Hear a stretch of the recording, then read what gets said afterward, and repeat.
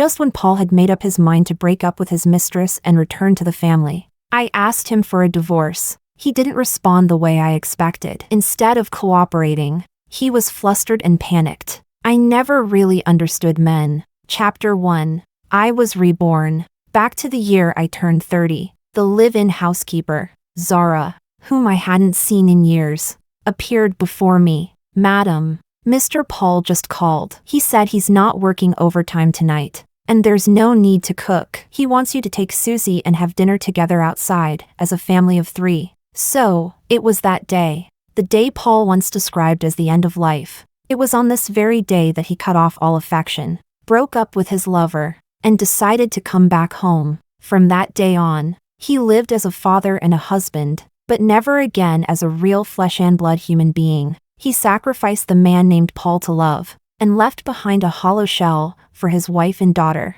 I was that wife. Zara, please call Mr. Paul and tell him, since he's not working overtime, just come home early. I have something to talk to him about. Also, no need to dine out, just make a couple of simple dishes. It'll be just the 2 of us. After I gave the instructions, Zara hesitated. Madam, maybe you should call Mr. Paul yourself? If he asks questions, I won't be able to answer. I came to my senses. It really wasn't appropriate to let Zara make that call. It was just, I instinctively wanted to avoid unnecessary entanglement with him. In the end, I made the call myself. Paul, if you're not working overtime, just come home early. I have something to talk to you about. Paul sounded surprised. Can't we talk about it over dinner? It's been a long time since the 3 of us went out together. The corners of my mouth lifted in a silent smile. So he knew too?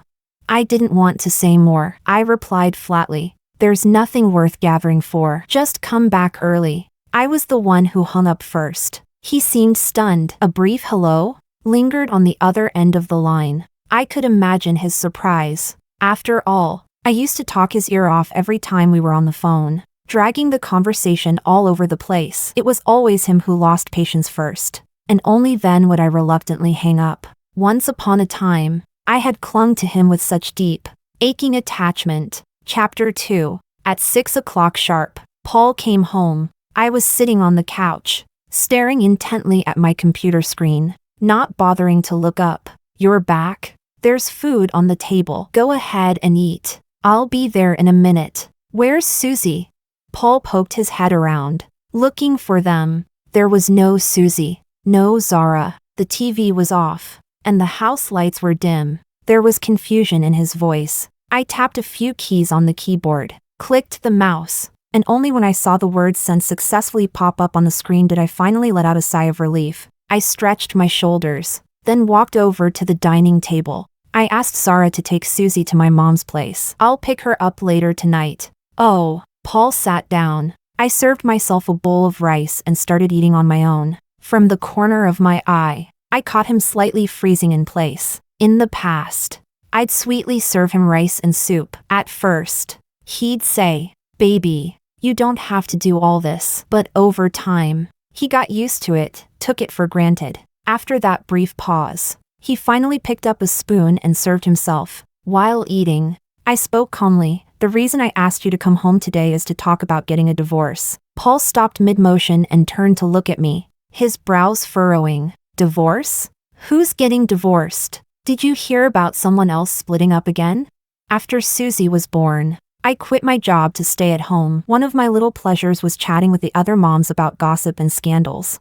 I'd come home and share the juiciest details at dinner, mimicking the mom's sarcastic commentary, animated and gleeful. Paul rarely joined in. He just smiled politely. Back then, I was naive. I couldn't see the coldness and irritation in his eyes. It's not someone else, it's you and me. I looked at him steadily. Haven't you been stressing over this lately? I figured it's better for the adults to talk things out first. Everything can be negotiated. Ideally, we won't need to go to court. We should minimize the damage to the child. I assume you don't disagree with that, right?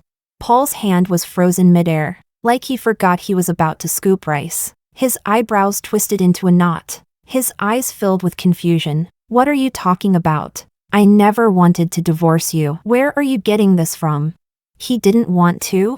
It didn't matter. Oh, So you haven't thought about it? That's fine. If you don't want to bring it up, I will. Paul, let's get a divorce. Chapter 3. Let's get a divorce. The words came out light and easy. I even gave a small nod to emphasize the message. His affair, he hid it from me thoroughly in the last life. I didn't know a thing until he died in a car crash. While sorting through his belongings, I found countless unsent emails in an old account he hadn't used in ages. They were full of hopeless longing, the agony of loving someone he could never have, and the torment he felt every second he spent with me. That's when I realized the husband I adored, the man I clung to with all my heart, had already offered his soul, devoutly, to another woman. Even after all this time, I still can't forget the sheer, suffocating terror that crashed down on me. Everything I believed in, every certainty, shattered to pieces. I no longer knew what was true or false, what was kindness and what was betrayal. I was like a fish thrown ashore by a violent wave, ripped away from my familiar world. And now everything I saw and felt twisted through the dried-out lens of my dying vision. Such grotesque chaos, such soul-searing pain. In my past life, it took me a long time to rebuild myself. That's why, in this moment, I could speak to him so calmly. Paul, let's get a divorce. And when Paul stared back, lost and overwhelmed, I even offered a bit of comfort. Sorry, if I'd known you'd take it this hard, I would have waited until after dinner to tell you. Paul struggled to swallow, opened his mouth to speak, then touched his throat and coughed dryly, as if something had blocked his voice. And he couldn't get a word out. That's what physicalized pain looks like. I'm no stranger to it. What puzzled me was, why was he in pain?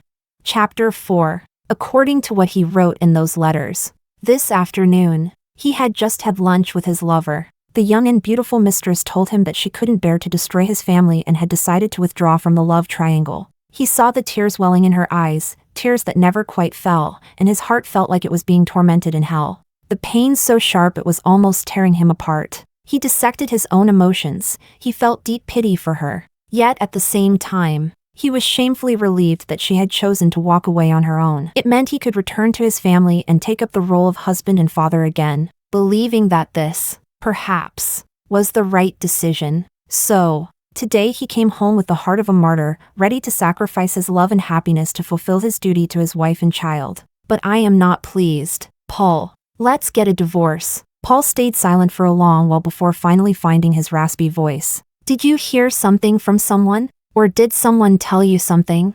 He looked up at me. There are so many gossipy people out there, always spreading rumors and nonsense. I was a little surprised. I had assumed that if I asked for a divorce, even if he wasn't thrilled, he would at least accept it without protest. Why did he look so reluctant? I spoke to him calmly. Paul, whether or not what happened between you and Alice is just gossip, you know the truth better than anyone. Don't get me wrong, I'm not blaming you. If a marriage ends up like this, it's never entirely one person's fault. But I also think you probably have no real interest in talking with me about how to fix or sustain a marriage. And I'm not here to dwell on that either. I just want to be clear about where we stand, so things don't become awkward between us. Paul instinctively latched onto one word. Awkward? What do you mean? Awkward?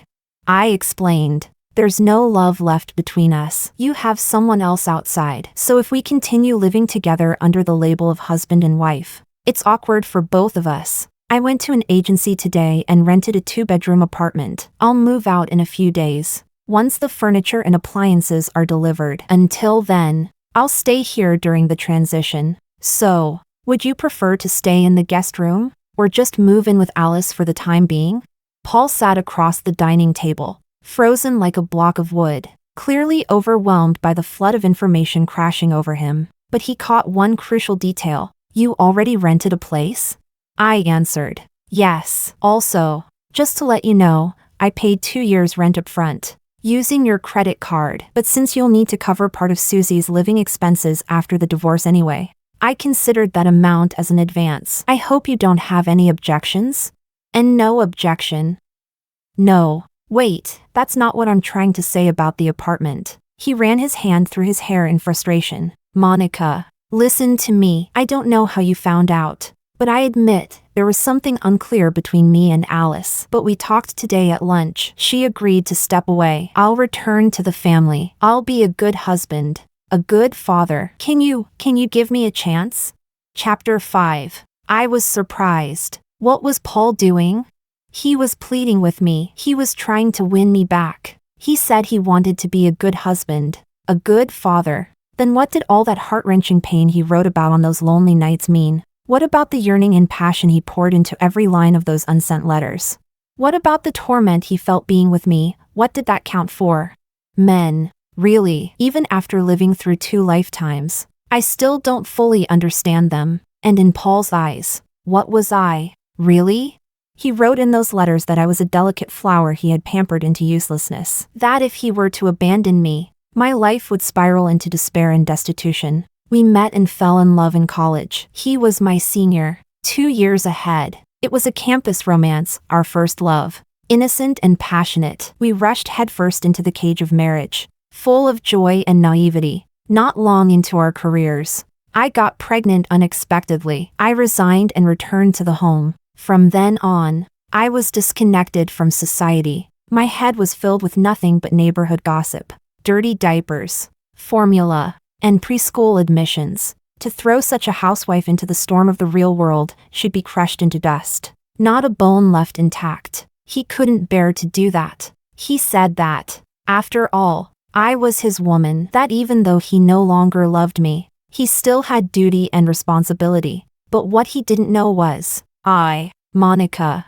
am not a flower that can survive on just duty and responsibility. If there is no sincere love, then I'd rather stand alone in the wind and rain. If you can't give me your heart, then I still have my pride. I won't tolerate an empty shell sustained only by obligation. Paul and I, lovers since college, weathered storms together, built a home, raised a daughter, spent years as partners. Yet in the end, he never truly understood me. Paul, I called to him gently. No matter what the reasons are, there is no road left for us to walk. If we keep going, we'll only head straight into a dead end. You're too emotional right now. I won't say more. I'm going to my mom's to pick up Susie. If, by the time we return, you haven't cleared your things from the master bedroom, then I'll take the guest room. All other matters, my lawyer will contact you tomorrow. I stood up, pulling out the chair under the soft amber glow of the lights. I looked at this haggard,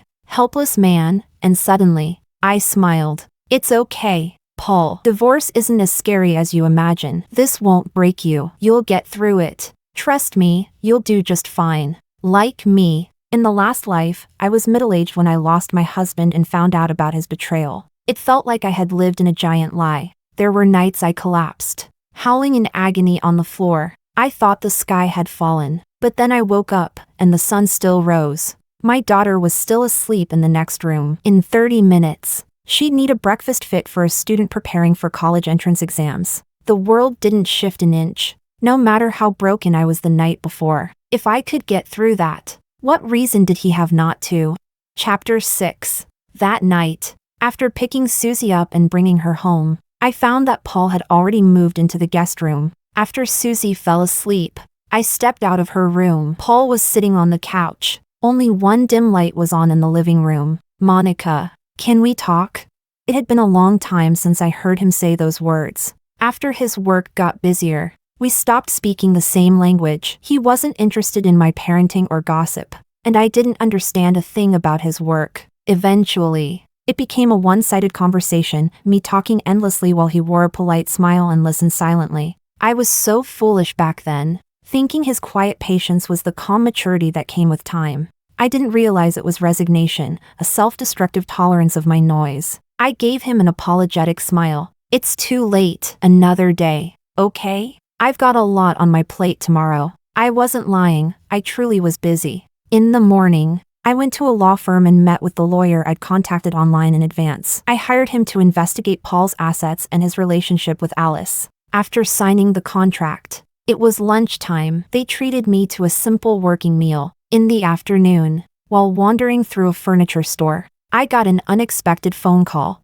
It was Alice. Let's meet, she said. 3 years ago, Paul had been assigned to a major construction project by his company. He was stationed on site to coordinate with the client. His firm wasn't the only contractor. Another company had also sent someone. That someone was Alice. That's how they met. The construction site was out in the suburbs, barren and dull. Complaining about the client became their shared pastime. Sometimes they had to help move equipment. It was hard physical labor. As a man, Paul naturally took extra care of Alice, and Alice returned the favor, often traveling far to buy groceries and cook soups from recipes. She wasn't the kind of career woman who made soups, but to brew a nutritious pot. She burned her fingers on the clay pot. When Paul was getting ready to leave, she tried to hide the injury, but he noticed. On chilly nights, after checking their respective equipment, walking back to the hotel from the site, he'd take off his suit jacket and place it over her shoulders. Just as he tried to pull his hand back,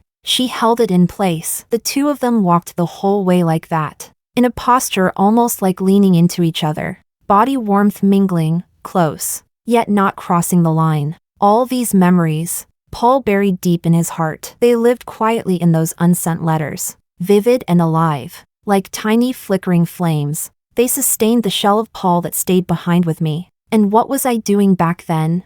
Oh, I was at the zoo watching orangutans, at the amusement park playing in the sand, bouncing up and down on inflatable castles. Susie was only 2, in the age of running nonstop. Our nanny only handled cooking. If I didn't let Susie burn off all her energy during the day, she would transform from angel to demon at night, screaming so loudly you'd want to scream right back just to survive. My mind was filled with sun hats, sunscreen, mosquito repellent, water bottles, disinfectant wipes. At most, I'd spend a moment trying to remember the difference between orangutan, chimpanzee, and gorilla in English. My brain was overflowing with countless trivial, meaningless details. It no longer had the capacity to process serious matters like it used to. I started to unconsciously give up on thinking. I enjoyed relaxing in gossip. The low-effort conversations between moms made me feel like I belonged. We gathered, we chatted, we praised each other's children, we complained about the men at home.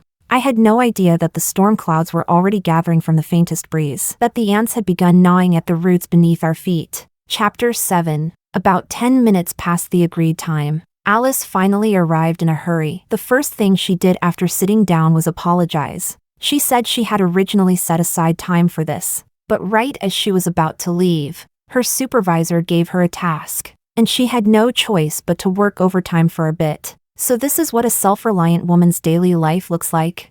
I was envious. After she apologized, neither of us spoke. The only sound was the clinking of a spoon stirring coffee. A hidden speaker somewhere was playing an old song. Why do women make things harder for each other? Deep down, we all have the same fragile soul. There are so many people you could love. Why does it have to be me? I couldn't help but laugh. The timing was just too perfect. Alice heard it too. Her expression turned slightly sour. I waved over the server and asked them to change the song. They switched it to something called Surrounded on All Sides. Tension erupted from the melody, full of deadly intent and warlike energy. I laughed so hard my shoulders shook. That waitress? A savage. Alice still didn't speak. I didn't feel like making small talk. She had been the one to request this meeting, naturally. She should be the one to start. I used the opportunity to really take a good look at her. A little over 160 centimeters tall, wearing a skirt suit and heels. Her figure was well maintained, clear signs of regular workouts. Her makeup was immaculate and precise, groomed down to every upward curled lash, so well armored that her real face was hidden underneath. Probably a beautiful woman. Otherwise, Paul wouldn't have been so nostalgic for her bright smile under the stars and the mischief that flashed in her eyes. She was studying me too. You look better than in the photos, she said. Thank you, I replied politely. Just these few meaningless words, and she suddenly broke down. She stood abruptly. The chair screeched sharply against the floor. I'm sorry, I need to use the restroom. I nodded, pretending not to notice the redness at the corners of her eyes or the tears that had surged up too quickly. When she returned from the restroom, her face was fresh and composed. It was the face of someone young and confident. Chapter 8. Paul asked me to come. He hoped I could explain things to you. I put down my spoon and waited quietly. Perhaps my calmness unnerved her, because she suddenly broke down again. Why aren't you questioning me? Asking why I became the other woman? Why aren't you demanding to know how I seduced Paul? Why didn't you bring someone to slap me or drag me out? Are you here to gloat? Paul chose to return to his family. He doesn't want me anymore. You just wanted to see how pathetic I've become, didn't you?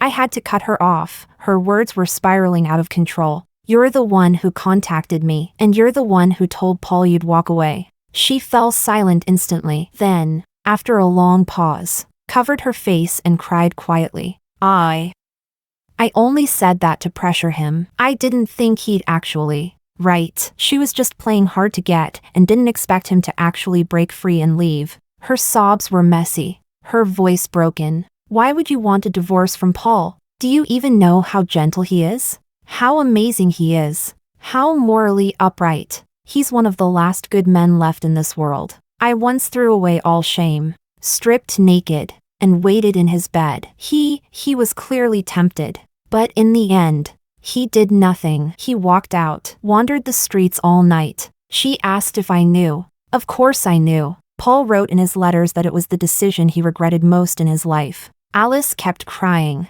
You must have saved the world in your past life to be able to marry someone like Paul. A past life. How ironic. I really did have one. Finally, I interrupted her. If I divorce Paul, that means you'll be able to marry the man you think is the best in the world. Isn't that a good thing? And if possible, I'd love for you to help me push this divorce forward. But I didn't say that. I feared it would break her too harshly. The way she cried didn't look anything like a polished 28-year-old urban career woman. I turned my eyes away. I didn't want her ruining the fantasy I had of what a strong, independent woman should look like. But Paul doesn't want to leave you. He said he made a vow at your wedding to take care of you for the rest of your life. He said if he breaks that promise, he's no better than the kind of men we both look down on. He also said I'm strong, I'm still young, I'm independent, I have my own career, my own life. But you're different. If he leaves you, you'll have nothing. So because I'm strong and independent, I deserve to lose the man I love? But because you're soft and helpless, you get to be the clinging vine that wraps around him and never lets go? She wiped her eyes and looked up at me, with a bitter smile. Sometimes I really can't tell how much of what he says is love. He says he loves me, but he pities you, wants to take care of you, promises to support you and your daughter for life, to make money for you, for your family, to hold it all up. It was beautiful, honestly. If these words hadn't come from my husband's mistress, maybe I'd have believed them too. Paul had asked her to explain things to me. Honestly, she didn't do a very good job. I watched her walk away, hollow-eyed and devastated, while her incessant chatter kept ringing in my ears like a nagging radio left on too loud. Tell me, does he really love me? Who does he really love? How much of his love is for me?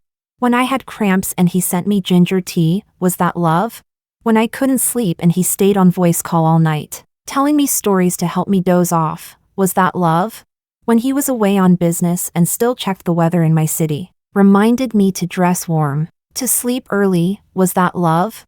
Love, love, love, love, love. I was starting to forget what the word even meant. So exhausting. All I wanted now was to get far, far away from this tragic pair of a hopeless romantic and a jilted lover. Chapter 9. Paul called me and said he'd take some time in the afternoon to pick Susie up from school. That night, while putting her to bed, Susie blinked her sleepy eyes and looked at me. Mom, yesterday you took me to Grandma's and said you and Dad had a big problem to solve. Did you fix it? I gently patted her small, round head. No, the problem is too big. Mommy can't fix it. How big? As big as if a giant elephant showed up in our living room. Susie stretched out her arms to measure. That big?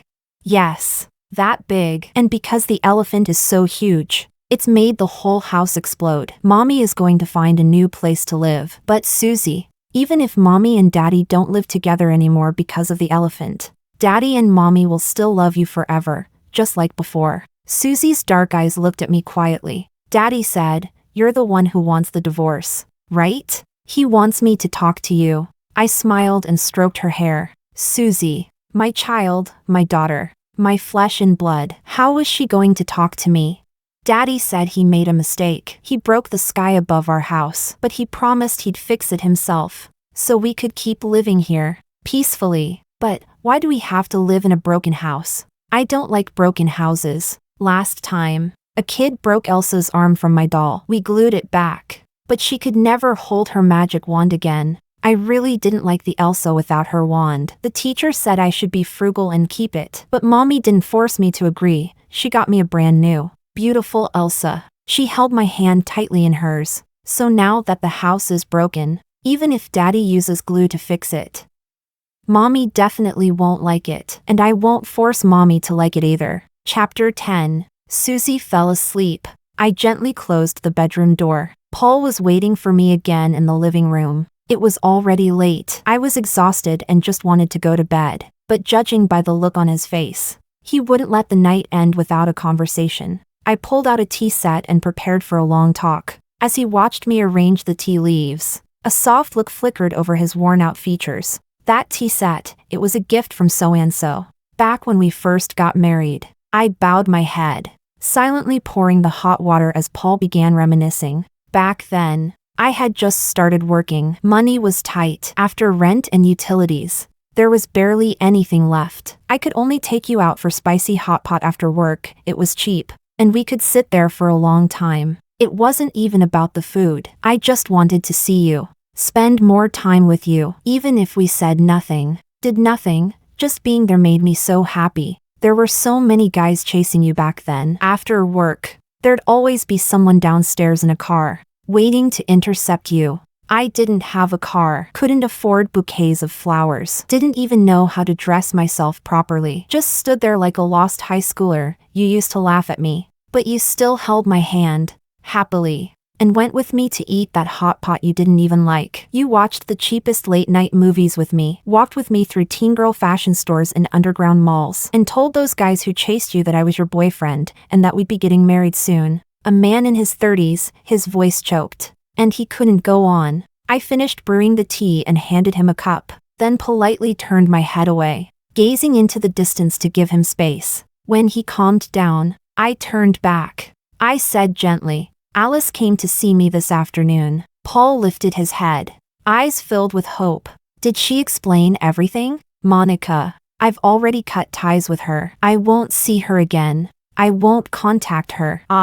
He pulled out his phone and pushed it toward me eagerly. I lowered my eyes and picked it up under his expectant gaze. But instead of opening WeChat, QQ, or Weibo, his usual social apps, I opened an email account he hadn't used in ages. Inside, there was nothing but rows and rows of spam. Paul looked at me, confused. My finger slid gently across the screen. March 27th, 2014. The first time I met Alice, she was wearing a white turtleneck sweater, a stiff plaid trench coat. She was pulling a suitcase. Walking out from the crowd, she greeted me with a "Hey, you're that Paul from Huashing? I heard you're pretty hard to deal with." As I softly read the words aloud, Paul's face turned pale, filled with disbelief. Chapter 11. I had read every single letter, back when he had just died. I tortured myself with them, reading them over and over again until I could recite any passage by heart. Paul's writing was brief, but reading it was excruciating, like someone pouring wet cement directly into my heart, concrete roaring down. With that deafening churn, slowly, completely, breaking me apart, my organs, my flesh, shattered beyond repair, until everything was fixed again, hardened, set. I was reborn, reinforced with steel and iron, no longer afraid of blades or bullets. They were in a taxi. Alice suddenly leaned over and kissed him. He didn't dare move, not until she sat back down and turned her face to the window. Only then did he allow himself to look at her profile, full of sadness, his gaze dazed and transfixed. He wrote in his letter that, in that moment, he wished with all his heart that he weren't married, that he had no wife, no daughter. If that were the case, he would have kissed her back, fiercely and without hesitation,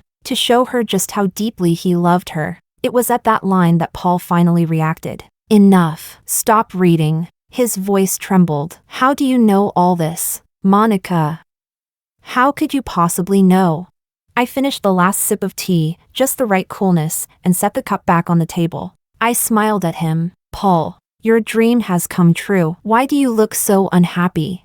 That night, despite the late hour, Paul stormed out of the house. I sighed helplessly and gave Alice a call. Thankfully, I had added her on WeChat earlier that day, Paul's coming to see you.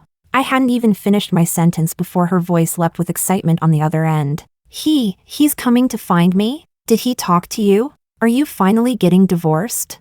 I paused for a second. When I spoke again, my tone was cool and detached. No, I just wanted to warn you, he might be furious right now. For your safety, don't let him in so easily. Those intimate, ambiguous moments between him and Alice, only the two of them knew. Even if I had hired a private investigator, there was no way I could have known in such vivid detail. So of course, Paul was convinced that everything I said came from Alice. In his mind, he had already constructed the entire plot. Alice, on one hand, played the pitiful victim in front of him, pretending to leave voluntarily, eliciting his guilt and sympathy. On the other hand, she was secretly feeding me information to provoke a fight and force me into confrontation. Isn't that classic manipulative other woman behavior? Honestly, I had no idea how Paul made that leap. Didn't I say before? I never really understood men. They can be the purest kind of straight man, iron-willed and blind to all the scheming behind a woman's words. But at the same time, they can become expert detectors of drama, with laser-sharp instincts that see through every supposed act, and imaginations vivid enough to conjure scenes of women clawing at each other just to fight over them. Chapter 12. Alice called the police. By the time I settled things at home and arrived at the station, the officers had already finished their investigation and given a conclusion, a dispute between a man and a woman, relationship drama. Alice sat on a chair, wrapped in a small blanket the police had given her, eyes vacant and dazed. There were visible handprints on her face. Paul didn't look much better. His hair was a mess, his face scratched by fingernails, and his clothes were stained all over. When Alice saw me, she gripped the blanket tightly and stood up. But Paul moved faster. He rushed over immediately and stood between us, blocking her from getting close to me. With his back to me, he clenched his fists and growled at Alice in a low voice. I never did anything with you. Don't you dare spew lies in front of my wife. The blanket slipped off Alice's shoulders. She reached out and grabbed Paul's shirt, crying and shouting. But you said you loved me. You said all you felt for your wife was duty and obligation. You said you just couldn't abandon her and let her fall apart. You said you'd always keep me in your heart and cherish our days together. I lied. Paul roared. If I'd known you would go after my wife, I wouldn't have said a single damn word to you. The light in Alice's eyes dimmed. Inch by inch, she picked up the fallen blanket and handed it to the female officer who had stepped in to break up the fight. Then she brushed her disheveled short hair back with one hand and gave me a forced smile. Are you happy now, seeing all this? I said, a little. She clearly wasn't expecting me to answer. She froze for a second. After all, when we met that afternoon, I had barely spoken at all. After a while, she gave a bitter smile and said nothing more. She lowered her head and left. She was wearing heels and a sleek little black off-shoulder dress. It was obvious, because the man she loved had said he was coming to see her. She had dressed up carefully in advance. She just hadn't expected it to all end in chaos and screaming. I guessed that tomorrow, she would still show up at her office cubicle right on time. Still in a tailored suit. Still wearing 6-centimeter heels. Makeup flawless. Steps steady. No one would know she had once been the other woman. No one would know she had ended things with her lover in the middle of the night. She wouldn't lose everything just because love didn't go her way. I envy independent women. Truly. Chapter 13. After Paul died in the car accident, I once tried to find the woman he had kept in his heart, his so-called one true love. The private investigator told me that Alice never married. She devoted herself completely to her work, and her career was doing very well. She had adopted a child. I saw a photo. The child's features resembled Paul's just a little. In my past life, her story with Paul perfectly embodied the B-aesthetic, bad ending. Love so deep, so pure, so tragic. And yet in this life, all I wanted was to help them fulfill their love. All I wanted was a simple divorce. But it ended with them tearing each other apart. What a sin. What I truly couldn't understand was what had changed in Paul. In that email inbox, he had been so full of longing, so heartbroken, so hopelessly in love with Alice. So why, now, was he acting like a man who had lost his mind, clinging to a marriage that was already falling apart, refusing to take even a single step back? Chapter 14. The furniture I ordered was delivered to the rental apartment. It was ready to be lived in. There was also progress from the lawyer's side. Paul showed no signs of hiding assets. He had been managing most of our family's finances. I didn't know the specifics. If he had moved anything around, I would have been at a disadvantage in court. But he didn't play any tricks. My lawyer successfully applied for asset preservation. Paul hired a lawyer too. His attorney told mine that the client did not want a divorce. He hoped to win back my forgiveness and restore the marriage. My lawyer asked for my opinion. She was a woman, unmarried. She helped me analyze the situation. If we divorced, my quality of life would likely drop, and given my current income level, I might not be able to win custody of Susie. I said, I'm not going to fight over custody. If he wants Susie, he can have her. As for lifestyle, I'm planning to find a new job. It might be tough at first, but it'll get better over time. I didn't tell her that I planned to invest the assets I'd received from the divorce, with a whole second life's worth of knowledge behind me. I wasn't expecting to get rich quick, but I was confident I could live comfortably and never worry about money again. You don't want the child? She asked, a little surprised. I explained, if he has custody, I'll still always be her mother. But if I get custody, I can't guarantee Paul will keep loving her. Chapter 15. Paul had been trying every possible way to see me. After I moved out, we agreed that Susie would stay with me on Mondays, Wednesdays, and Fridays. He was always punctual, personally bringing Susie over every time. Sometimes, we'd go out for dinner together, the three of us. It looked almost exactly like it used to. One time, Susie fell asleep in the car. Paul drove to the riverside, turned off the air conditioning, and rolled down the windows to let the river breeze in. He didn't look at me. His gaze drifted blankly over the water. Monica, I've been having this recurring dream lately. I raised an eyebrow, watching him, but unlike what I'd imagined, Paul's dream wasn't anything like my past life. In his dream, he was the one who asked me for a divorce, and I, just like many middle-aged housewives betrayed by their husbands, went completely off the rails. I stalked and cursed Alice, desperately trying to push the other woman away. I begged Paul to come back, even sought help from a marriage counselor, hoping he'd stay for our daughter's sake. It only made him more disgusted with me. He was determined to leave and marry the one he truly loved. Hearing this, I asked him, so what, you're upset that I was the one who filed for divorce first, and it bruised your ego? No problem. I can let you be the one to ask for it, if it helps. Paul stared at me, eyes filled with pain. Monica, I just wish that you'd react like in my dream, even if you lost it. Yelled, broke down, it would at least mean you still cared about me, about our family. Sorry, I said softly. Can't help you there. His eyes darkened with deeper hurt. He lowered them, mumbling to himself. In the dream, you said that exact same thing. Oh, there's more? So in his dream, after divorcing me and marrying his beloved Alice, I, the cast-off wife, didn't just vanish from his life? I still had a presence?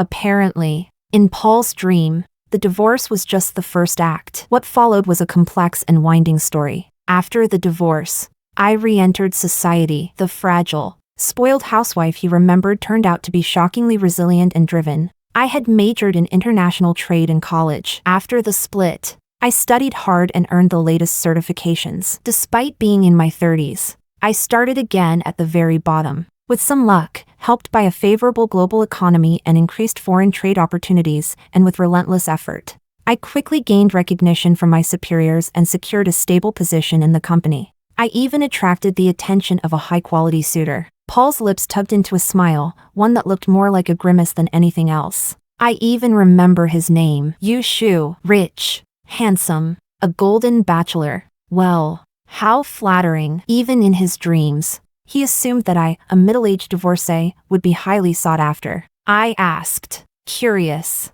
and what about you two? You and Alice, did it turn out well? Paul lowered his head. After a long silence, he answered with difficulty. No, we were both busy. Every day we'd get home late, or one of us would be away on a business trip for 10 days, sometimes more, to avoid disturbing each other. We started sleeping in separate bedrooms the moment we got married. Sometimes I'd stand in the living room, staring blankly and wondering, what's the difference between these empty walls and a hotel room when I'm on a business trip?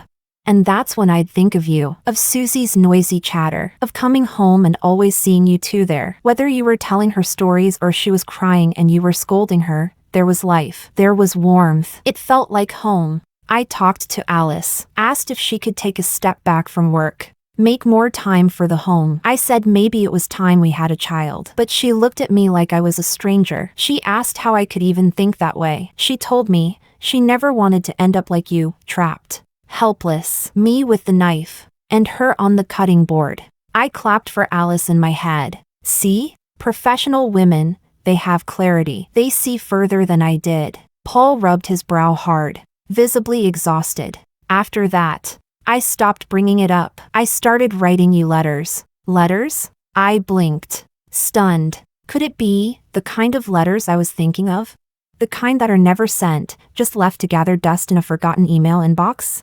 Chapter 16. Yes, it was exactly the kind of letters I imagined. In Paul's dream, every time he felt disappointed in Alice, or dissatisfied with life, he would write letters to the version of me that lived in his memories. In those letters, he'd recall our past. Like when I had just graduated, we lived in a tiny 40-square-meter apartment with 1 bedroom and 1 living room, scraping by on modest salaries, picking through vegetables at the market to find the best deals. Or how, before I got pregnant, I used to work late into the night too, ambitious, determined, wanting to climb the ladder, get promoted, and hit the peak of my career within a few years. He wrote in the letter, heartbroken. I forgot that you could endure hardship too, that you weren't always just a housewife resigned to domestic life. It was me who tied you down with a family and a child, me who clipped your wings, wore down your ambition, and then, in the end, me who resented you for not improving,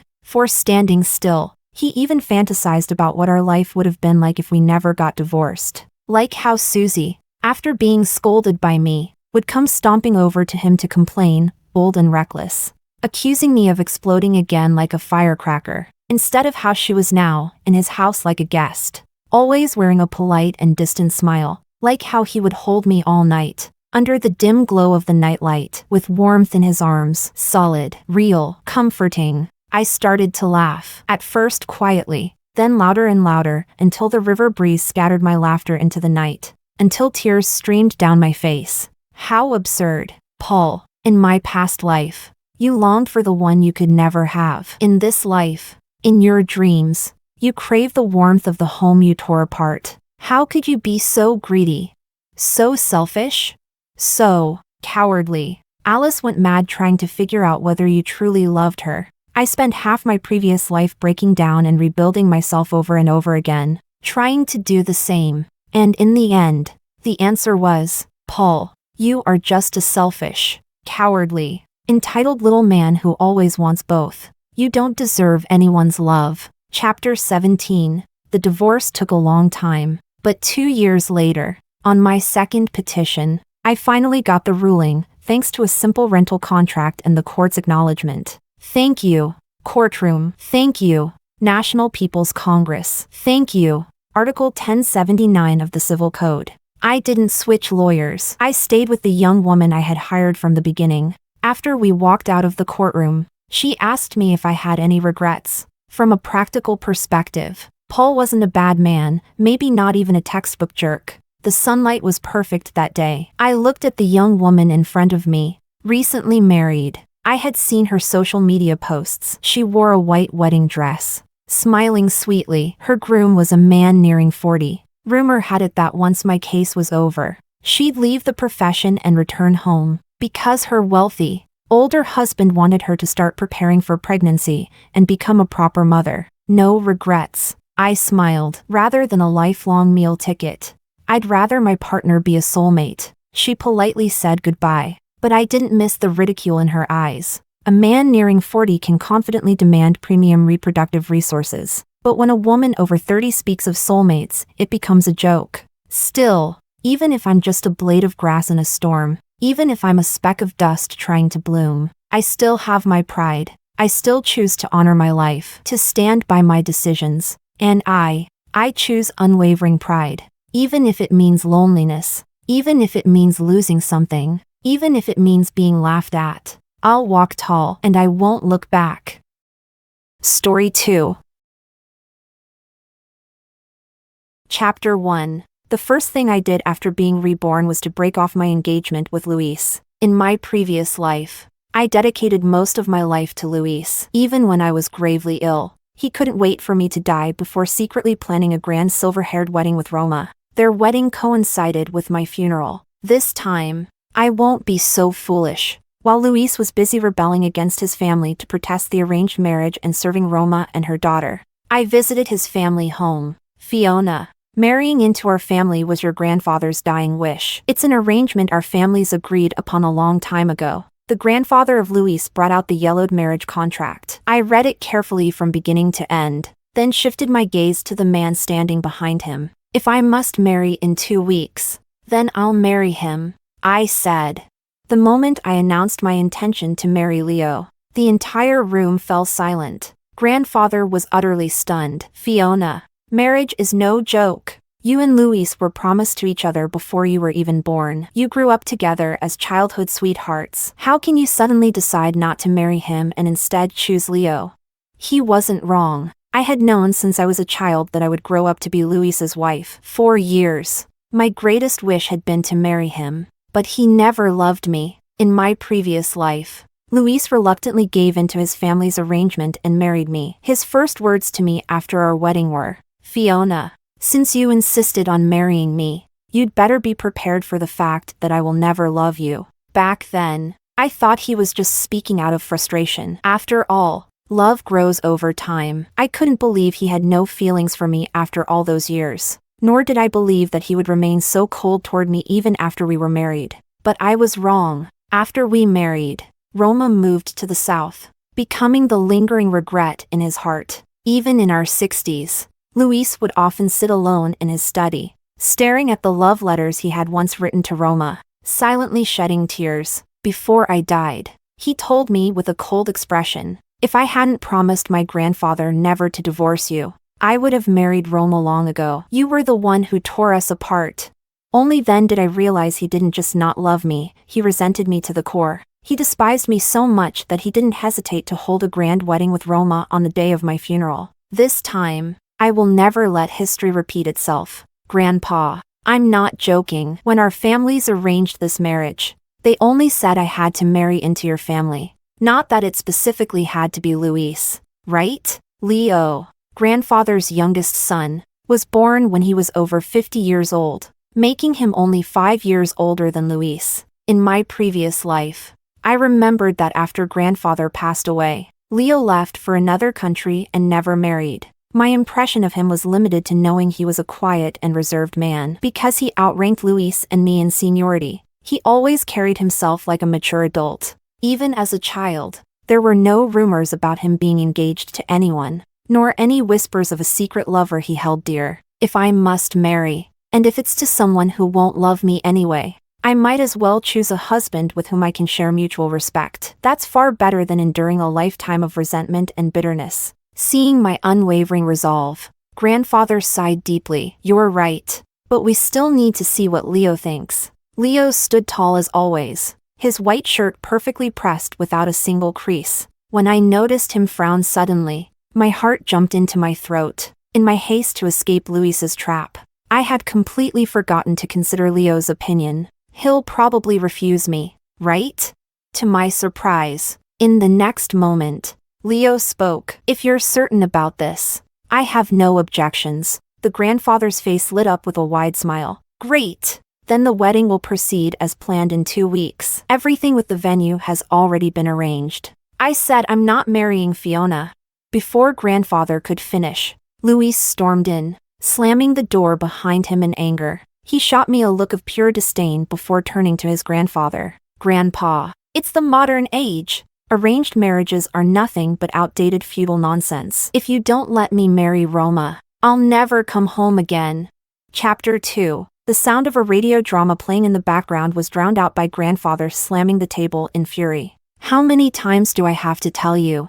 A woman like Roma, who's had a child out of wedlock, is not fit to marry into our family. You're running after her like a fool, and now my old comrades are laughing at me. Luis had already fallen head over heels for Roma and wouldn't tolerate anyone speaking ill of her, not even his grandfather. I don't care. The only woman I'll marry in this lifetime is Roma, if you won't allow it. I'll move into the staff dormitory and never come home again. Luis turned and stormed out, but not before glaring at me with hatred. It's useless to run crying to Grandpa. I'll never marry you, so you'd better give up. It turned out Luis thought I had come here to pressure him into marriage. Little did he know that my greatest wish in this lifetime was to stay as far away from him as possible. Don't chase after him, Grandfather barked at the housekeeper, taking a sip of tea to calm himself. He's spoiled rotten by me. If he wants to sever ties with the family over some woman, so be it. Luis, true to his word, moved straight into the staff dormitory at school. I often saw him and Roma together in the school cafeteria. A colleague who was close to me voiced her indignation. Fiona, it's bad enough that Luis got Roma a job as a substitute teacher here, but now that you two are about to get married, they're still inseparable. Anyone who didn't know better would think she's the one marrying Luis. I gave a faint smile and continued eating my meal. It doesn't matter. I'm not marrying him anyway. What? I had spoken softly, and my colleague didn't catch what I said. I simply shook my head lightly and didn't say anything more. Before marrying Leo, I didn't want to stir up unnecessary trouble. As for Luis and Roma, they were no longer any of my concern. Since I wasn't marrying Luis, there was no reason for me to stay in the house Grandfather had prepared for us. Previously, out of kindness, Grandfather had insisted I move into the new house by myself, saying it was close to the school and in a safe neighborhood. But now, I have decided to move out. What I didn't expect was to find my personal belongings messily tossed into the hallway as soon as I arrived. Fiona, you're back? I'm really sorry, but Luis asked me to move in with my daughter, and I had no place to put your things, so I had to leave them in the hallway for now. Roma stood at the doorway, arms crossed, wearing a floral dress that screamed her claim as the lady of the house. You know how chaotic it is in a tenement building. Luis didn't want us to suffer, so he asked you to move out for now. Sorry for the inconvenience. In my previous life, Luis had also brought Roma into our marital home and forced me out. Back then, I had been heartbroken and desperate, screaming at Luis, asking how he could let another woman sleep in our home. But he had sneered coldly and replied, "We're not even married yet. When has my house ever been your business?" This time, I felt nothing. Seeing me silently gather my belongings without responding, Roma grew impatient. Aren't you jealous? Aren't you afraid that in the end, Luis will marry me instead of you? I raised my head and gave her a cold look. AB****** H and a dog, a match made in heaven. Roma, clearly unused to such sharp words, froze for a moment before her face turned red with anger. Who are you calling AB****** H? Luis arrived at the commotion. Seeing Roma in tears, he immediately decided I was the one at fault. Fiona, it's just a temporary move. Do you really have to be so aggressive? Or is it that you're only marrying me because you're after my family's money? Luis was always like this, arrogant and self-absorbed, convinced he was always right. I didn't want to argue with them anymore and turned to leave. As I walked away, I heard Luis still rambling behind me. Fiona, a woman like you can dream all you want, but you'll never marry me. I'm not showing up to the wedding in 2 weeks. Just wait to embarrass yourself. Chapter 3. I moved back to the staff dormitory to avoid any further contact with Luis and his mess. The school was buzzing with rumors about Luis and Roma, and almost everyone I passed gave me sympathetic looks. A week later, the principal suddenly summoned me to his office. He pointed to a letter on his desk, his expression serious. MS. Fiona, someone has reported to the higher-ups that the essay you submitted for the teacher's writing competition was plagiarized. This is being taken very seriously. Faced with this sudden accusation, I was completely baffled. Principal, I wrote every word of that essay myself. How could it be plagiarism? And who exactly am I supposed to have plagiarized? The principal sighed, looking as though he was just as helpless as I was. The accuser has provided drafts and outlines as evidence. Even if I wanted to suppress this, there's nothing I can do. Perhaps you should take a leave of absence for a few days? It felt like an explosion went off in my head. As I stumbled out of the principal's office in a daze, I saw Roma waiting by the door. At that moment, everything became clear. Most of my belongings had been left in the house that was supposed to be our marital home. Apart from Roma, I couldn't think of anyone else who would have taken my drafts to accuse me of plagiarism. Was it you? Seeing no one else around, Roma smirked triumphantly. So what if it was me? If you can't keep track of your things, you've got no one to blame but yourself. I felt my entire body shaking with rage, but Roma just looked smug. Fiona, you took my man. Don't blame me for taking your position. If you don't leave, how am I supposed to secure a permanent teaching position here? So this was her real motive.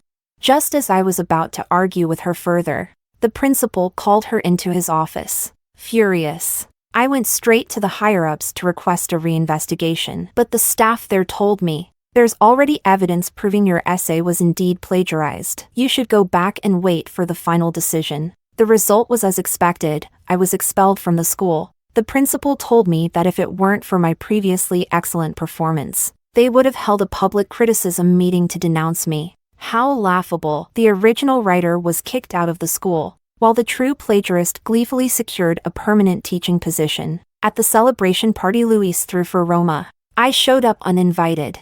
I poured a glass of wine all over Roma's head. Luis grabbed me and dragged me out of the restaurant. Fiona, what's wrong with you? It's just a teaching position. Roma is a single mother trying to make ends meet. What's so wrong with letting her have it? If you still want to marry me, stop making trouble for her. So Luis knew all along that I was the one who had been plagiarized. Perhaps he had even been the one to help Roma fabricate the evidence. I slapped him hard across the face. Luis, you disgust me. Rest assured, I will never marry you in this lifetime. But Luis only dismissed my words as an emotional outburst. In his mind, someone who had chased after him her entire life couldn't possibly let go so easily. I thought he would never apologize or admit he was wrong. But 3 days later, for the first time, Luis softened before me. Chapter 4. Fiona. Roma only did it because she was desperate to stay at the school. She acted impulsively when she took your essay. I'm here to apologize on her behalf. After being expelled from school, I had no choice but to return to the old apartment where I used to live. Under the bustling old tenement building, Luis appeared somewhat uneasy. Roma is now being reported for using connections to get her teaching position. I admit I pulled some strings, but she does have real talent to back it up. Doesn't she? Talent? Was it her talent for secretly accepting bribes from parents, or her talent for turning a blind eye to the antics of wealthy students? I let out a cold laugh, remaining silent as I stared at Luis. If you step forward and testify that Roma's essay was indeed original and that you plagiarized hers, she'll be able to keep her position. This was the first time Luis had ever apologized to me, but it wasn't for me, it was for another woman. I couldn't believe he had the audacity to say such shameless words. Get out! I turned my face away, unwilling to waste even a single word on him. The day after tomorrow was my wedding to Leo, and I still had a lot to prepare. I didn't have the time or energy to deal with someone like Luis, but my response seemed to bruise Luis's ego. I bet you were the one who reported her, weren't you, Fiona? So this is the kind of despicable woman you are. Let me tell you this, if you help Roma this one time, I'll agree to marry you. You'd better think it over carefully. So, in Luis's mind, marrying me would be an act of generosity on his part. How laughable. I didn't want it in the slightest. The next day, my closest colleague invited me out for a meal. Foreigners have their bachelor or bachelorette parties, right? Let's have one for you too, she said with a grin. I couldn't refuse. So I went with her to a restaurant. On the way to the restroom, I suddenly heard a familiar voice coming from the private room next door. It was Luis. If it weren't for Roma, I'd never marry that woman. She irritates me just by existing.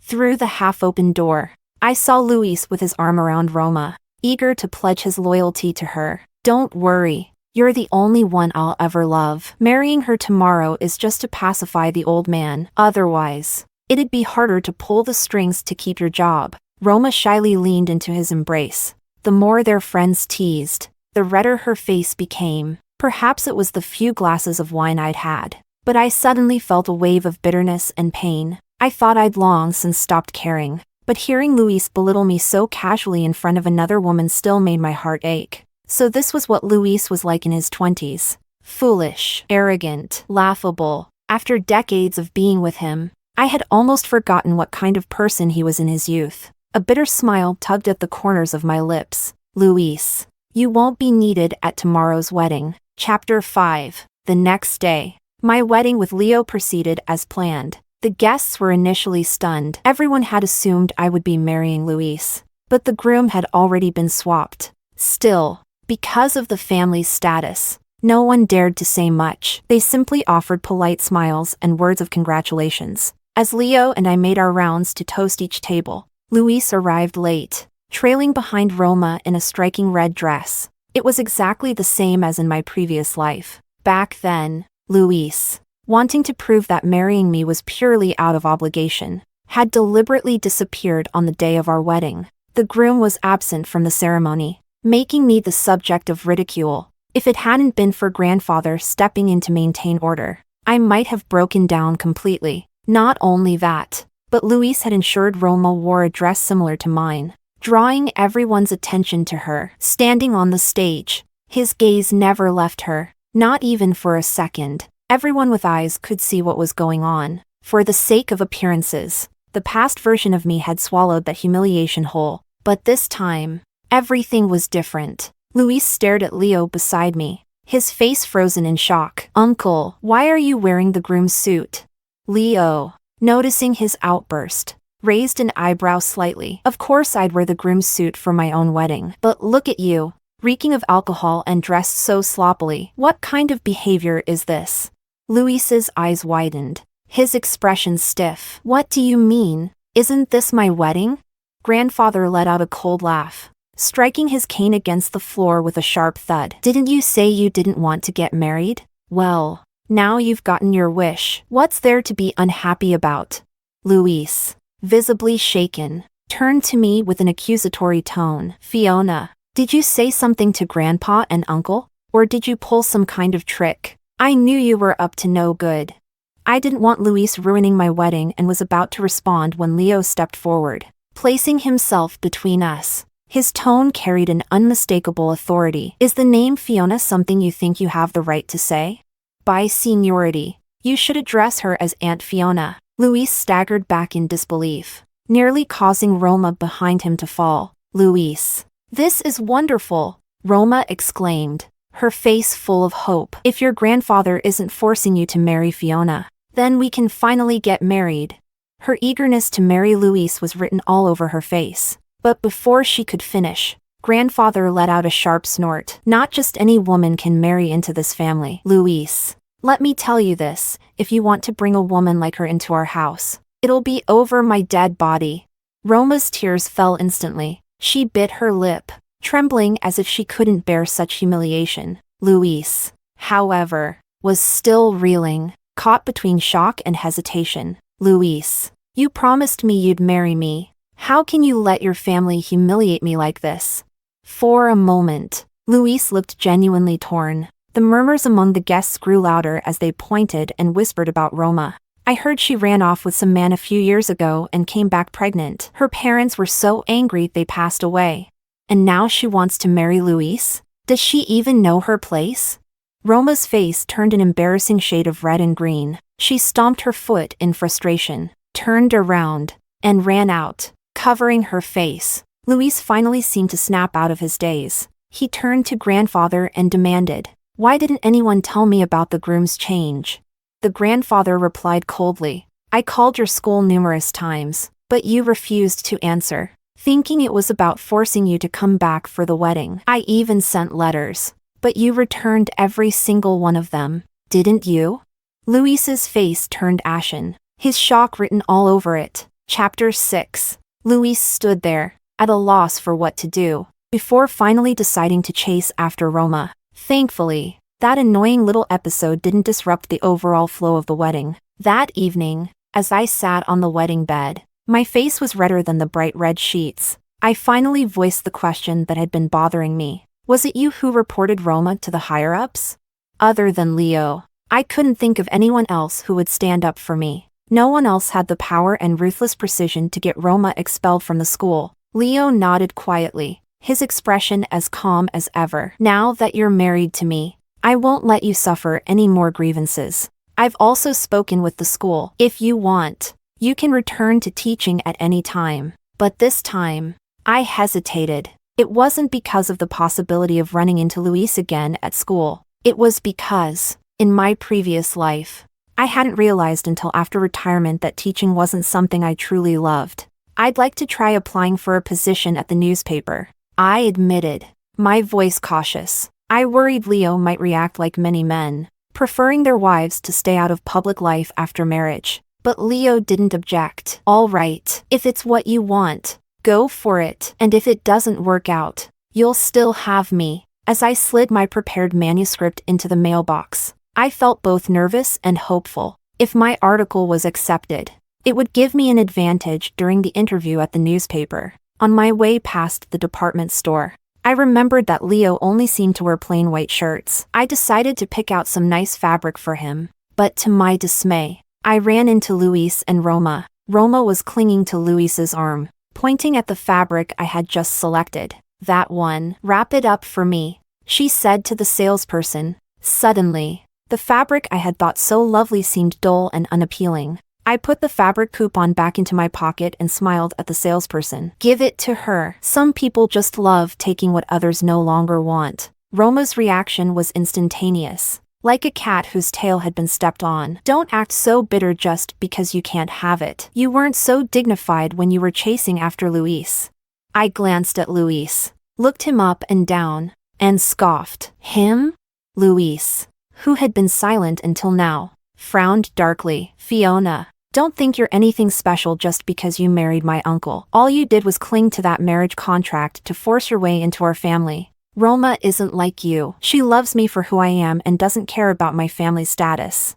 I noticed a flicker of embarrassment on Roma's face, but she quickly composed herself and leaned against Luis's shoulder as if he were her entire world. Speaking of which, we should thank you, she said sweetly. If not for you, Luis and I wouldn't be together. Soon we'll be one family. When the baby is born, don't forget to come to the celebration. Roma caressed her stomach with a faux maternal smile, clearly trying to provoke me. It wasn't hard to guess her intentions. She planned to use the baby to secure her place in Luis's family. I couldn't help but think how some people never change, pregnant out of wedlock, and she still acted like it was some kind of honor. It's only because times have changed. A few years ago, the two of you would have ended up in jail for this. With that, I walked past them without a backward glance. As expected, it didn't take Luis long to approach grandfather with his decision. He wanted to marry Roma. Chapter 7. I said, as long as I'm alive, don't even think about letting her step foot into this family.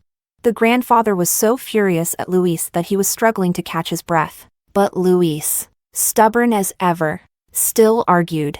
Grandpa, nowadays people advocate for free love. Besides, Roma is carrying my child. It's my bloodline.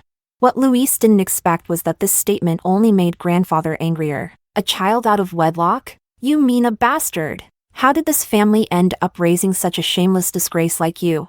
The old man's rage grew, and he even picked up his cane and struck Luis hard on the leg. If you're so determined to marry her, then leave this house immediately and never come back. Luis was expelled from the family. He and Roma held a makeshift wedding in what had once been my marital home, but the only attendees were his group of fair-weather friends. If Luis had any intelligence, he would have realized that the respect others showed him before was only due to his family's reputation. But now that he had publicly announced his separation from the family, who would truly respect him? Even Roma began to berate him daily, complaining about his inability to provide. His teacher's salary wasn't even enough to buy 2 meters of fabric. It wasn't long before Luis came crawling back, seeking forgiveness from grandfather. But grandfather was a man of his word. He left a message with the guard. You can bring the child back, but the extra person is not welcome in this house. And with that, Luis was left standing outside the gates, unable to take a single step inside. At the same time, I had just received a notification from the newspaper. I could start my new job next month. Life, it seemed, was finally improving. Without Luis in my life, the world looked brighter. One day, as I was heading home after work, I overheard some colleagues gossiping. Did you hear? Luis got cheated on. Yeah, I know. The lover is the principal from the neighboring school. They were caught in bed by his wife.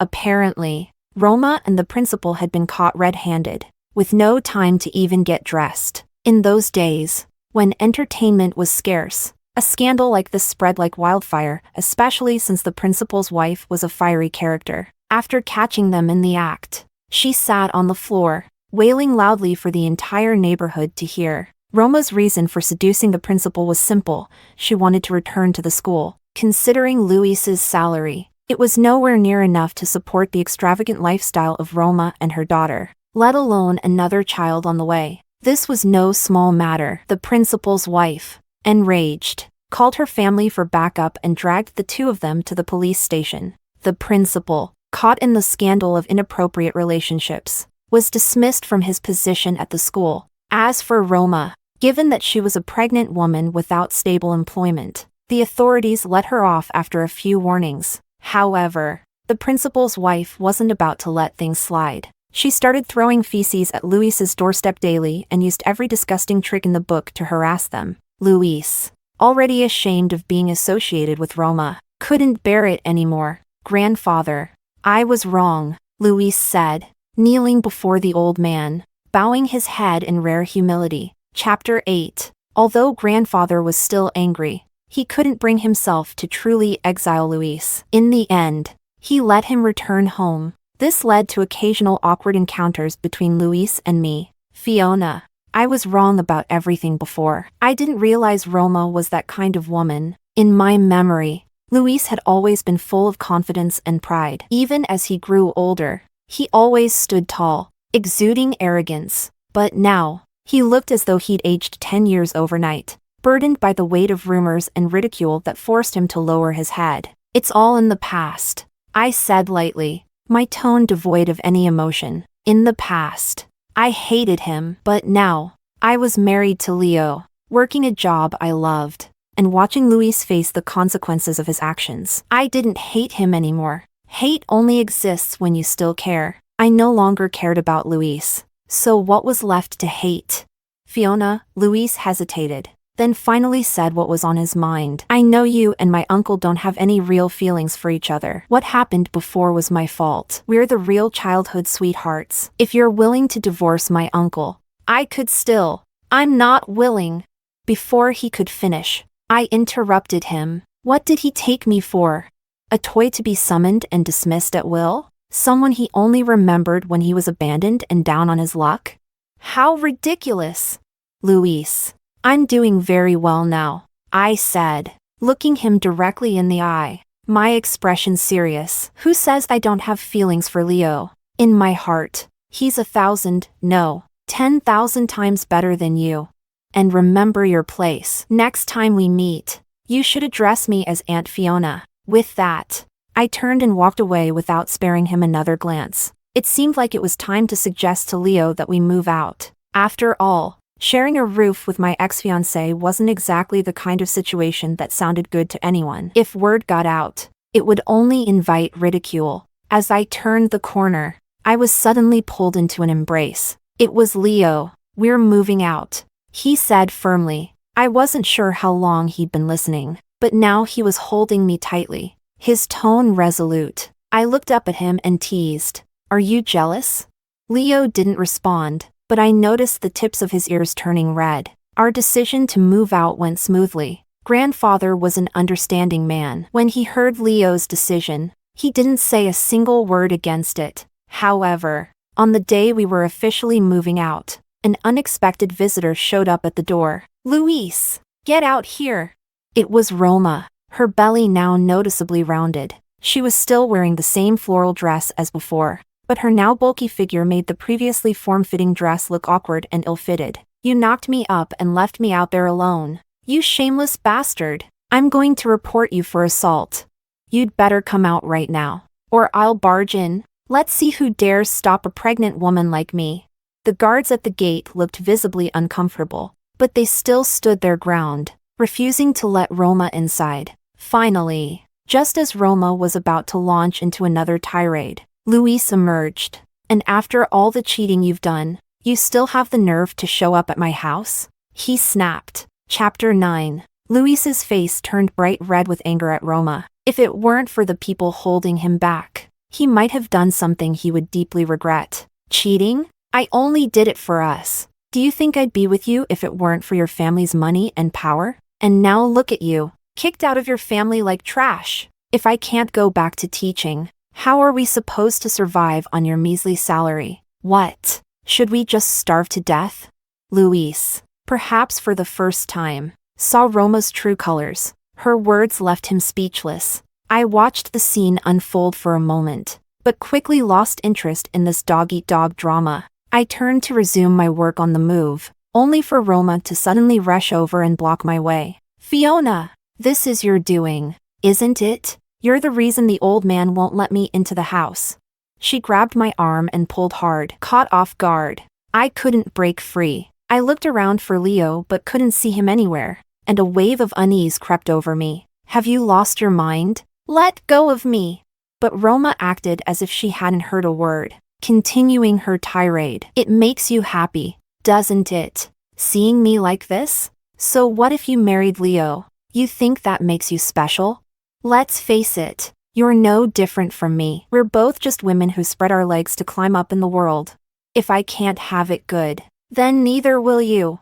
With a vicious shove, Roma pushed me to the ground, whether intentional or not. My head struck a rock as I fell. Everything went black. When I opened my eyes again, the first thing I saw was Leo's guilt-ridden face. He looked like he hadn't rested in days, his usually smooth jaw now shadowed with stubble. "Fiona, you're awake. I'm sorry, I didn't protect you like I should have. I promise, I'll never let this happen again. Are you feeling uncomfortable anywhere? Does your head still hurt?" It was the first time I'd heard Leo speak so many words at once. I looked at him with amusement, shaking my head. I tried to sit up, but Leo jumped up from his chair as if he'd been electrified. He scrambled to adjust my pillow, fetch water, and tuck me in. Watching him so flustered, I couldn't help but tease. "It's just a fall, nothing serious. At worst, I'll have a scar on my head." But to my surprise, Leo's face instantly turned red. He hesitated for a long time before finally speaking. "You're about to become a mom, so you should be more careful." The sudden joy overwhelmed me. I couldn't believe it and kept asking him for confirmation. "Really? Are we really having a child?"